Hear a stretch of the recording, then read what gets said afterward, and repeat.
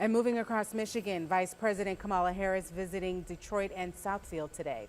She came to Michigan to fundraise, rally young voters, and talk about the impact of chip production on the U.S. auto industry. I do believe that as we think about an investment in the future, it is about investing in the talent and the young people of our nation. Vice President Kamala Harris stopped in Detroit this weekend ahead of midterm elections. She arrived early Saturday morning to rally young voters, making a stop at a student voter education event in Southfield.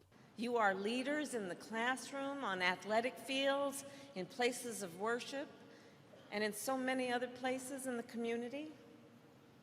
And now, for the first time, many of you can access the single most powerful tool you can have to lead and care for your community, and that is you can register to vote. Vice President Harris also participated in a walking tour of Focus Hope Manufacturing Training Facility and then made brief remarks about microchips and Michigan as a manufacturing state. There, she talked about the CHIPS and Science Act of 2022, saying it was an investment in homegrown manufacturing rather than depending on other countries. Michigan has always been a model for our country of what we do when we recognize the value and importance of workers, when we understand how workers have built our economy, our middle class, and that we must continue to invest in them if we want to invest in the strength of our nation. But she continued her push to encourage student voters by taking a question from a student reporter who asked her a question about what she would say to young people who say their vote doesn't matter. Harris pointing out key issues that are important to young voters like climate change, employment, and student debt. Our administration heard young voters in 2020 who said